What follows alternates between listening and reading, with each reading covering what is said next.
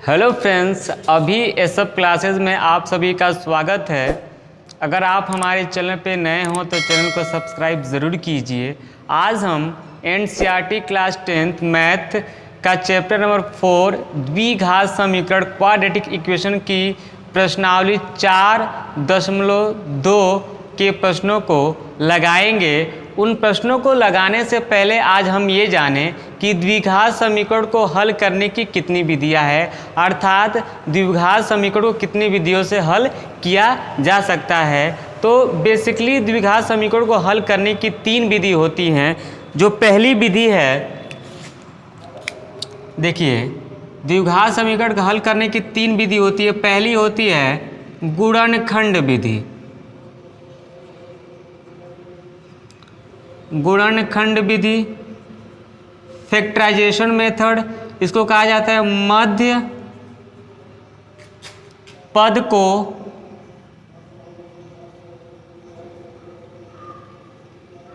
तोड़कर, गुणनखंड विधि। दूसरी होती है पूर्ण वर्ग बना के, और तीसरी होती है श्रीधराचार्य विधि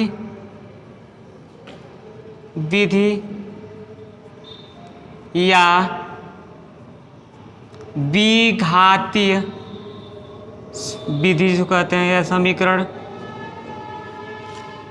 किसी भी द्विघात समीकरण को हल करने का मतलब होता है उसके मूलों को ज्ञात करना, उसके जो रूट होते हैं उसको ज्ञात करना। यानी किसी भी द्विघात समीकरण के मूल को निकालने की 3 विधि होती है: गुणनखंड विधि, पूर्ण वर्ग बना के हल करना, और श्रीधराचार्य विधि या द्विघाती विधि। यही हमको द्विघात समीकरण में पढ़ना है। तो आज हम जो प्रश्नावली 4.2 है उसमें किस विधि का प्रयोग करेंगे? गुणनखंड विधि का प्रयोग करेंगे। इसी को दूसरे में कहते हैं मध्य पद को तोड़कर, या फैक्टराइजेशन मेथड कहते हैं। आपको बता दिया जाए कि हाई स्कूल का जो चैप्टर नंबर 2 बहुपद है, पॉलिनोमियल, उसमें भी आप थोड़ा सा मध्य पद को तोड़कर हल करने के लिए सीख चुके हैं। उसी को हम थोड़ा सा और अच्छे से इस प्रश्नावली में समझेंगे। उसमें हम शून्यक निकाल रहे थे जब बहुपद पढ़े थे, और जब हम द्विघात समीकरण पढ़ रहे हैं तो आप क्या निकालेंगे? मूल निकालेंगे। क्लियर है? दोनों में अंतर को आप समझिए। हल करने का तरीका जो है हूबहू एक जैसा ही है। आइए इसको हल करते हैं कि इसको कैसे हल किया जाए। तो पहली विधि है गुणनखंड विधि, उससे हम लगाएंगे। तो जो इस प्रश्नावली का जो पहला प्रश्न है, आइए उसको लगाया जाए। पहला दिया है x² - 3x - 10 बराबर 0। सबसे पहले क्या करते हैं, हम अचर पद से x² के गुणांक, यानी यहाँ पे कोई अंक नहीं है तो वहाँ पे 1 होता है, आप चाहें तो यहाँ पे 1 को लिख सकते हैं। सबसे पहले अचर पद के और x² के गुणांक से आपस में मल्टीप्लाई करते हैं तो हमको मिलेगा 1 × 10 बराबर कितना मिल गया? हमको 10 मिल गया। क्लियर है? उसके बाद इन्हीं के चिन्हों के माइनस, और यहाँ कुछ तो प्लस, प्लस और माइनस हमेशा क्या होता है? आपका माइनस होता है। क्लियर है? अब क्या करेंगे? तीसरी बात, x का जो गुणांक है, x का गुणांक क्या है? -3, उसको हम लिख लेते हैं बराबर करके -3। फिर से समझिए, सबसे पहले अचर पद का गुणा x² के गुणांक में करते हैं और उसको रफ में या कहीं समझने के लिए लिख लेते हैं। फिर इनके चिन्हों का गुणा करते हैं, माइनस और प्लस माइनस होता है। अब चलते हैं x के गुणांक के पास।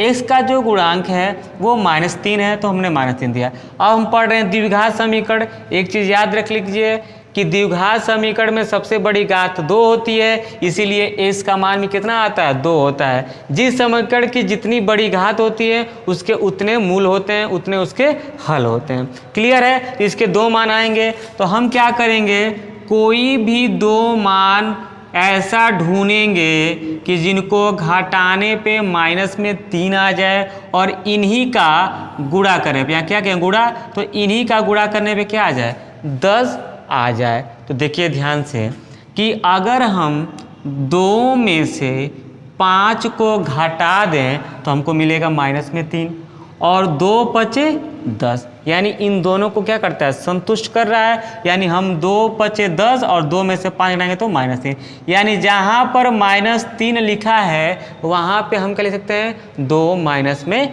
5 लिख सकते हैं कि घटाने पे इसके मान में कोई परिवर्तन न आए। अब इसको लिखते कैसे ध्यान से समझिए।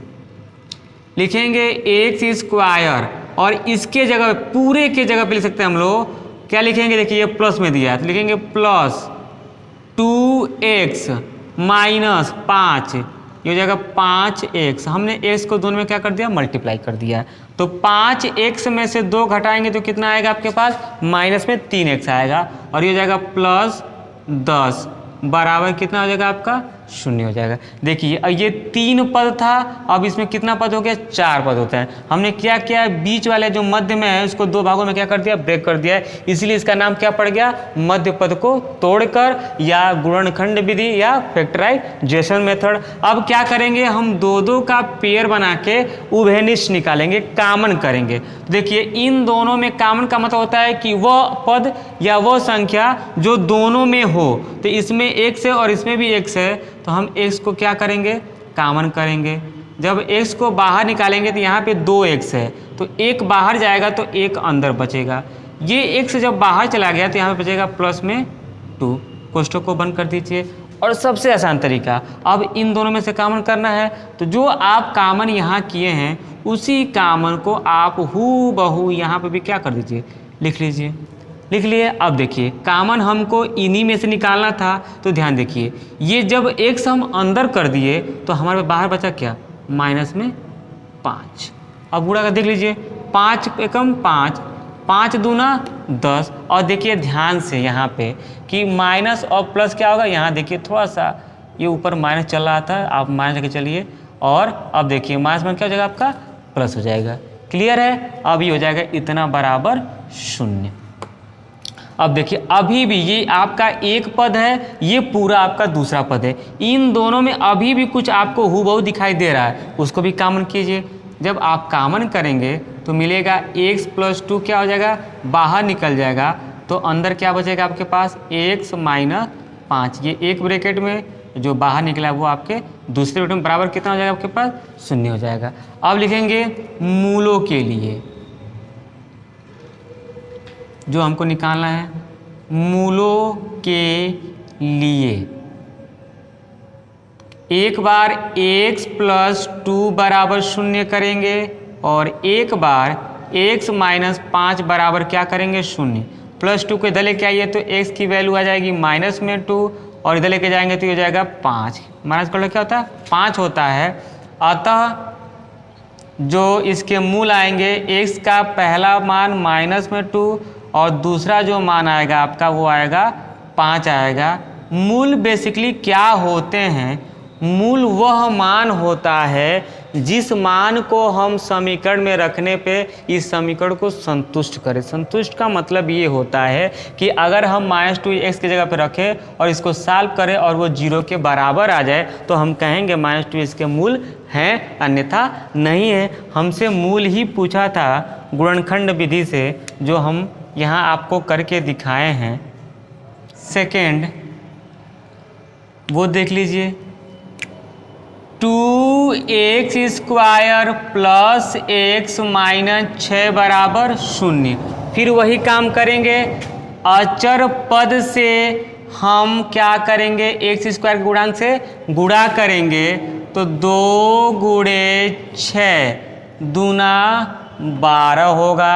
इनके चिन्हों का मल्टीप्लाई करेंगे, प्लस और माइनस होगा।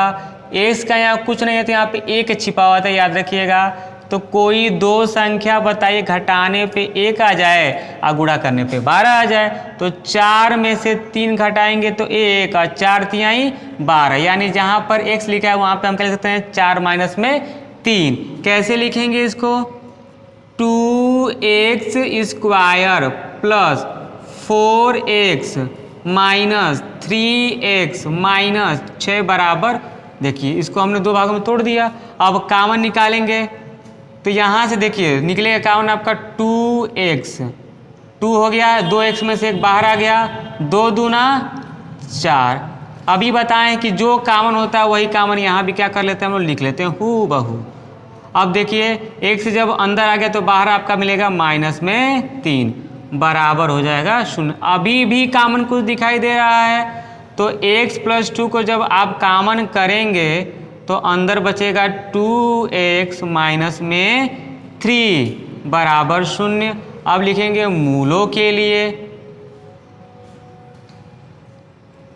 मूलों के लिए एक बार x + 2 बराबर 0 करेंगे और एक बार 2x - 3 बराबर 0। तो यहाँ से x की वैल्यू हो जाएगी माइनस में 2 और ये हो जाएगा 2x बराबर पहले +3 और फिर x बराबर हो जाएगा 3/2।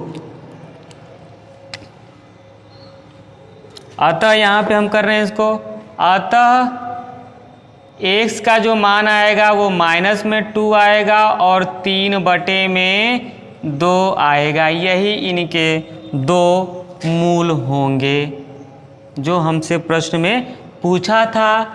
पहले और दूसरे प्रश्न में अगर आपको कोई भी समस्या आ रही हो किसी भी स्टेप में तो आप उसको हमसे बेहिचक कमेंट बॉक्स में लिख के पूछ सकते हैं। अगर आपको यह वीडियो पसंद आई हो तो इस वीडियो को ज़्यादा से ज़्यादा अपने फ्रेंड सर्किल में शेयर कीजिए। मिलते हैं नेक्स्ट वीडियो में, तब तक के लिए नमस्कार।